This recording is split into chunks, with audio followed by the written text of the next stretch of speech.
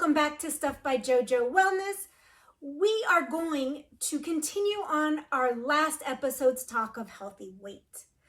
We talked last time about being healthy enough to participate in life without worrying necessarily what we look like doing it. But there's a little bit more to that. We want to be healthy. So it's not just a matter of being able to do things. It's a matter of making sure that we can continue to do things, that we are taking care of this body we were given. You're only given one body. If you haven't taken care of it this far, it is what it is, but it's time to start now and move forward with the things we know now, learning how to work with our body. Getting skinny, like I said last time, does not equal health. Focusing on your unique health and what it needs to get healthy is all that matters. There are some key steps we can do in taking care of our body to get to a healthy weight. A healthy weight is that, yes, you can participate in life. All your biomarkers are good. That you aren't going to rely on others to help you get through this life. So to get to a healthy weight, now it may not be the optimal BMI, so be it, but you're comfortable in your skin, you can move easily, you don't have lots of aches and pains. I mean, we're getting older, so that's going to be hard to avoid completely, but we want to focus on the health aspects. Eating foods that don't make our joints achy in the first place. And that's going to be unique to each one of you. But there is a handful of things I can tell you to do right now to start taking care of this body. It's our temple. It is the only body we got, and we've got to live in it until we're not here anymore. So it's time to take a step up, take responsibility, and move forward in a healthy manner. Now, the very first thing that you need to start doing is incorporating mostly whole, real foods. Now, I'm not going to tell you how to eat, what diet to use. One of the reasons paleo, a well-formulated ketogenic diet, vegetarianism, the Mediterranean diet, and these such diets work is because they make it a priority to eat whole, real foods. It is not the gimmick behind the diet, and none of them are really gimmicks. They eat real, whole foods. So start there. Now you're going to say, hey, wait a minute. I don't know how to cook. It's time to learn. But it's really not that difficult. Think of foods, and making a plate is really easy. A protein, some veggies, and some healthy fats. That's what you need to thrive. That's what your body uses to build new healthy cells. See, our cells regenerate. That's the positive in all of this, is that no matter where we're at on a health standpoint, our cells truly regenerate. And if we're giving it healthy building blocks, it'll regenerate in a healthy way. So start with real whole foods. And you might be thinking, well, I think I'm eating real whole foods. Like the package says it's healthy, it's food. If it comes in a package and it has more than one or two ingredients, it's not whole foods. Whole foods, think things that grow in the ground and the things that eat the things that grow in the ground. So I am talking very specifically your animal proteins, vegetables in its natural form. I am talking about not really a lot of grains because they are highly processed in the forms we eat them. Most of us aren't going to go get the grain, grind it ourselves, and make bread. If you do, more power to you.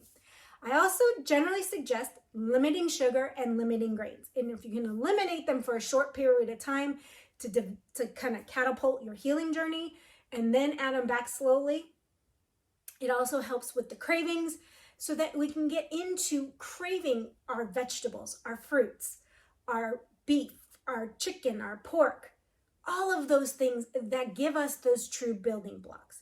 So we want to look at proteins as animal sources. Now you want to stick to as good a quality as you can afford.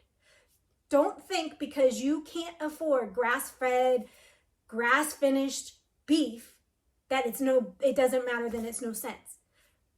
Do the best you can within your budget. It's going to sound like your budget's all of a sudden you're going to go, oh my God, it's so expensive to buy eggs, to buy chicken, to buy beef, to pork, fish. But in the long run, the money you're saving on the other end of being healthy, the other end of actually being full. You don't eat as much when you're eating proteins, vegetables, fruits, and healthy fats. Your body's satiety signals start shutting down and telling you when you're actually full. It's these highly processed foods that keep us hungry. So once we start getting them out of our system, our body can know its limits of when it feels full and when it's truly hungry. So that's the best thing about this, is as all of our cells regenerate and replicate and heal, we all of a sudden start getting our fullness signals going, our hunger signals going, our hormones start to rebalance, and there's way more hormones than the sexual ones, but they all start balancing, so our body starts functioning better. We have better sleep, we have better energy, and life in general, we're able to participate better. So when I want you to start thinking in terms of counting nutrients and not energy, which are calories. Think about eating the most nutritious foods you can until you feel comfortably full, and then stopping. It's that simple. There's not a lot of counting. You want to eat whole foods as much as you feel like until you feel full. I always suggest those of us that are aging to prioritize our protein, because lean muscle mass will keep us functionally mobile for a long time. If we are not replenishing amino acids, which only comes from protein, or the majority of it comes from protein, it's very hard to get enough from plant matter. We can't have the building blocks to build fresh, new lean muscle mass and maintain what we have there. So it's really important that we are getting enough proteins in, enough amino acids in to keep our lean muscle mass so that we are functionally mobile well into our end of life. And that's the key. Now, I don't want to sound depressing, like we're all going to die anyways, let's enjoy life. But the problem is how do you enjoy life if you're not healthy, if you're not mobile, if you're not participating in life? Like I said, this is the only body you get. Start treating it well. Now you're going to say, because I've been there, how do I eat whole foods forever for the rest of my life and I'm never going to have like cake again? That's not what I'm saying. Eventually, as you heal and your cravings heal, you're going to naturally gravitate to the health foods. I'm not saying that you're never going to have junk food again. What I'm saying is I want you to get to a point where your body depends on the health food and it can tell you when it's had the junk food. Indigestion, aches and pains, digestive distress, hey, whatever it is. Then you know that, okay, that few minutes of satisfaction was fun, whatever, and then you move on. A 90-10 rule is something I strongly encourage after you've made the initial change. Give your body some time to make a changeover. Don't go 90-10 like the first week. Take a few weeks to change over to real whole foods, and then a 90-10 rule. 90% of the time, whole, real foods. The rest, hey, it is what it is. We can't be perfect all the time. We are human. We are going to enjoy our families and our friends and eat out. And that's okay. You do not have to be perfect in how you eat. You just have to be consistently good the majority of the time. So I'm going to say that one more time because that kind of just popped in and I think it's very valid.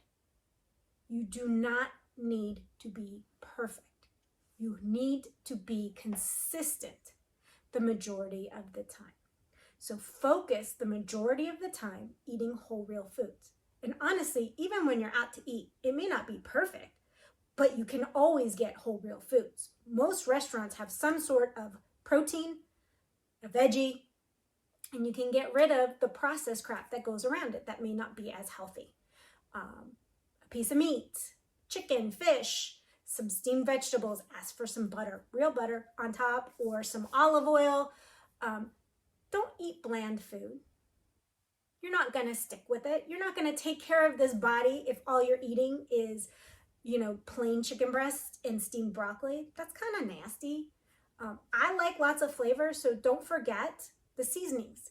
And salt is a hit or miss. We'll go in a whole episode on salt, but if you haven't read the Salt Fix, I highly recommend it because our understanding of salt isn't really there. Our body needs sodium, but it needs the right amount and in balance with your other minerals. And it's a big topic. We won't go into it right now, but don't fear salt. Don't overdo it, but don't stay away from it and have bland food because of it. Salt brings out the flavor. And it's actually really good to help balance out some of your other minerals in your body and keep you hydrated. So for today, I want you to commit to start taking care of the only body you have by eating real whole foods. A few other things you can do is find some ways to reduce your stress. If it's taking walks, if it's yoga, if it's some meditation, praying, whatever that is to you, start doing it. Stress is the #1 killer. It causes lots of chronic diseases. So we want to relieve or figure out ways to reduce our stress. Try to get good quality sleep as well and stay hydrated. We'll go into the other 3 in a different episode, but for now, take care of the one body you have. And remember, you don't have to be perfect. You just have to be consistent. On that note, I will see you next time. Bye.